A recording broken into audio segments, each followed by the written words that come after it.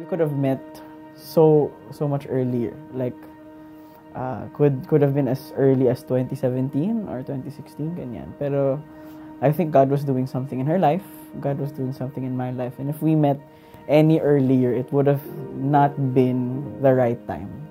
So God was really preparing us. Kaya nung time na nag-meet na kami, ganun din katuloy-tuloy. Like, we were good friends for like 2 weeks, 3 weeks. Tapos, I asked her out, and then after a week, kami na agad. And then, dire-diretso until when we got engaged. Kasi I feel like God was really preparing the two of us. And that's why, ang daming mga close call. Parang movie lang na parang, uy, dapat nag-meet na kayo or nasa same place kayo. But God was just really doing something. So, yeah. So, one time in February 2020, February 2019, so nasa food court kami ng Bonifacio. 5 of us with Bianca. And then we were about to go home. Tapos biglang sabi ni Bianca, wait, by the way, meron pa pala akong update. And then she said, I'm gonna go on a date. Tapos, ay, reaction natin. Like, basta masaya kami. Pero sabi namin, sino? Kasi, wala, clueless kami kung sino. Tapos sabi niya, it's Mark Muleta. Tapos super shocked namin. Tapos sabi ni Ada, I think that's it. I think he's the one. Oh, yeah, that's what you said. I think he's the one. Actually, funny pa nga yung pagkasabi niya. Sabi niya, okay guys, aamin na ako. Like, ganun yung pagkasabi. I met Bianca through our common friend, Gia. I remember the first time we got introduced, Gia said, uy, kausapin mo nga si Bianca, parang bagay kayo maging friend. I didn't know that they would mark many of my best days in life. No pun intended. But looking back, I guess we truly got close. We got truly close when Gia passed away. For sure, she would be one of the happiest if she's here.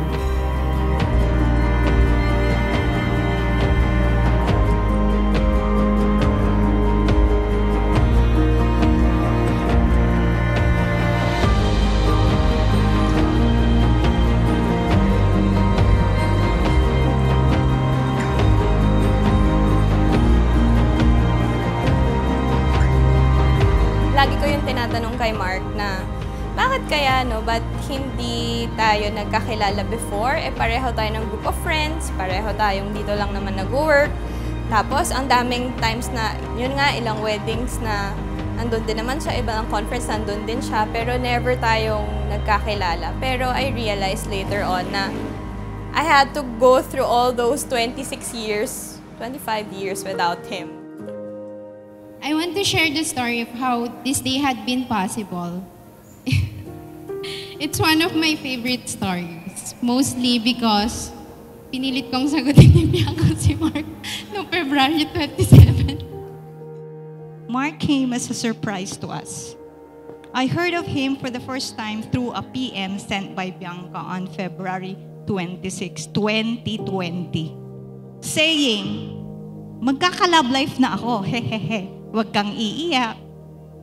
And I replied, really? Sino? And she sent me Mark's FB page. Sino siya? Sabi ko. And she replied, campus minister. Our convo moved on with me saying to Bianca, ang bilis namang sumagot ni Lord. Sabi niya, why? And I told her that just 2 weeks ago, I included in our couple rosary prayer this intention for the Lord to find a suitable partner for Bianca who would cherish and love her. Then, pandemic came. Siguro nakita ni Lord, wala nang ginagawa yung batang to. Now ready to mingle, hence the surprise of our life came in God's perfect time. You just know and it just feels right. It feels like it's the right thing. That's the most siguro mababaw factor. But again, part of it is really hearing from God, really knowing that the way that God has called me then personally in my life and siya din, there's so much to love kay Bianca din. Thoughtfulness, wit, very smart, very admin. Kung kilala niyo ako, very, kasi ako, kalat talaga na life. And when I met her, talagang sabi ko, it's not just yun nga, the exciting feelings, but also knowing that when we get together, we're gonna make each other better. We get to pursue God's call for our lives better because we're together.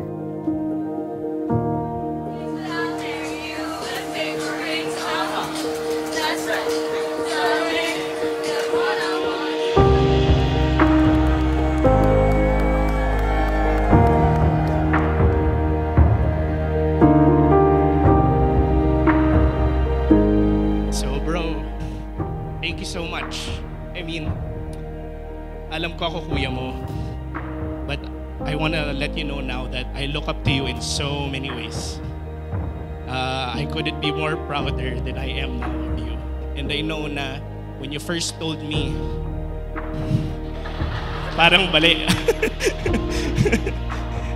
And I know when you first told me that you planned to get married, I know that even then you were ready. More than ready to take on the task. I'm so proud of you. I know that I don't say it a lot, but you know that I'm always here for you. And to Bianca, now that you're part of the family, I know I've never seen my brother so happy that he is with you.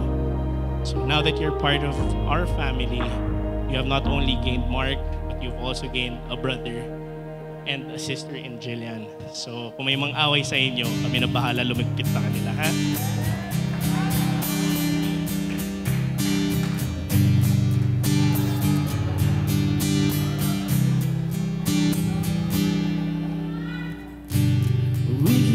Christmas lights out till January.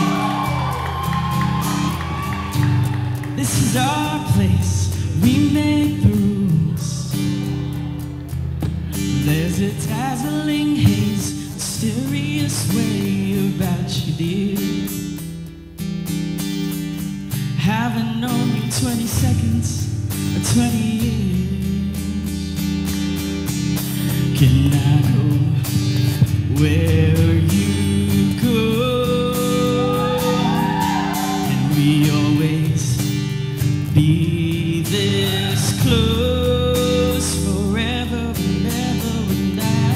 Take me out, take me home. You're mine, mine, mine, mine lover. Thank you for always making sure we had the best of everything since we were young. Our happiness and comfort have always been a priority for you.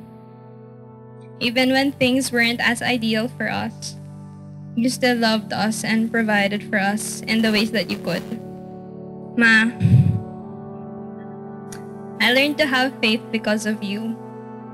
I guess I wouldn't be here now if it weren't for the countless prayers you uttered since I was a child.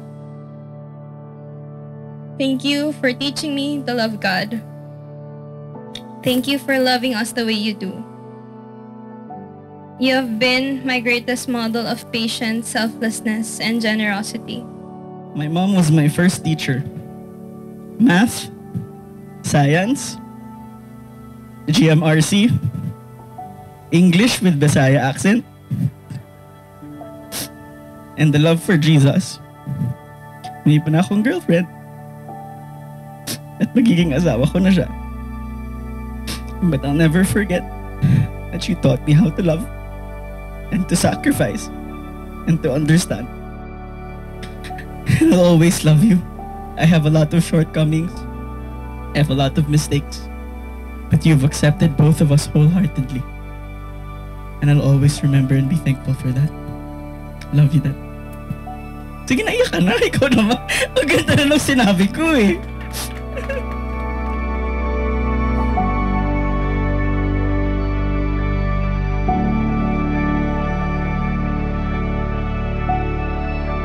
Balang araw, sabi ko sa sarili ko,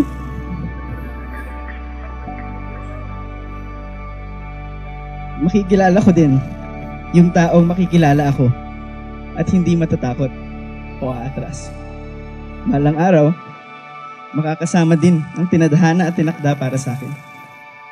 Yung dating balang araw, ngayon bawat araw ko nang makakapiling.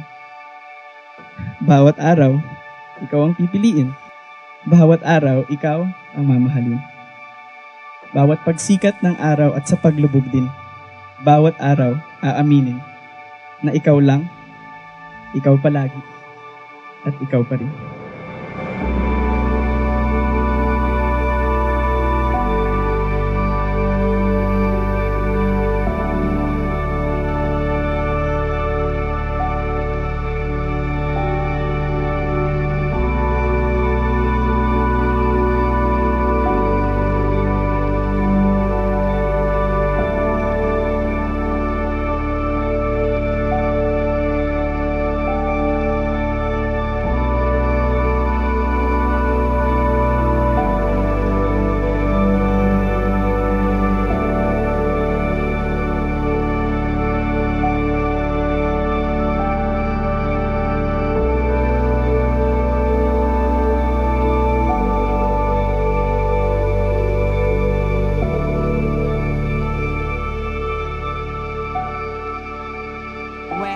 She get to be a beauty? When did he grow to be so tall? Wasn't it yesterday when they were small? O, pakinggan nyo to. Sunrise, sunset, sunrise, sunset, Taylor swiftly flew.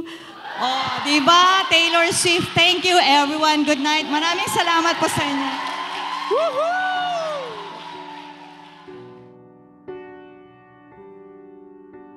Do you take this handsome man? Alam mo na ako saan nanggaling. To be your husband, to love him, submit to him, forsaking all others, cling only to him as long as you both shall live. I do. Ayan, I do. Alright. Narinig na po nila. The Bible tells us in Genesis chapter 2 in verse 24, for this reason, a man will leave his father and mother and be united to his wife, and they will become one flesh. I promise to listen and understand.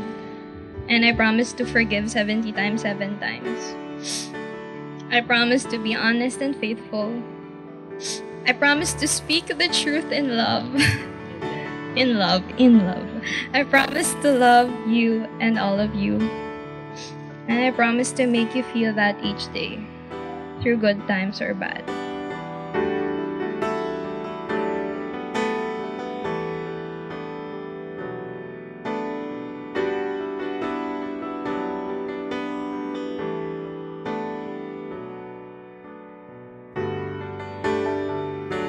The Bible tells us in Genesis chapter 2 in verse 18, the Lord said, it is not good for the man to be alone. I will make a helper suitable for him. So the Lord God caused the man to fall into a deep sleep, and so while he was sleeping, he took one of the man's ribs and closed up the place with flesh. Then the Lord God made a woman from the rib he had taken out of the man, and he brought her to the man.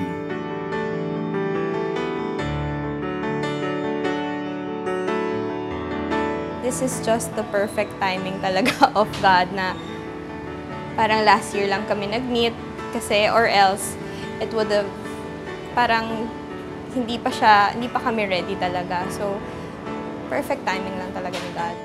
I want you to know, Bianca, that I love you so much. You know, you've been in our house and we saw ni Manny how you made our son happy and excited about the future with you.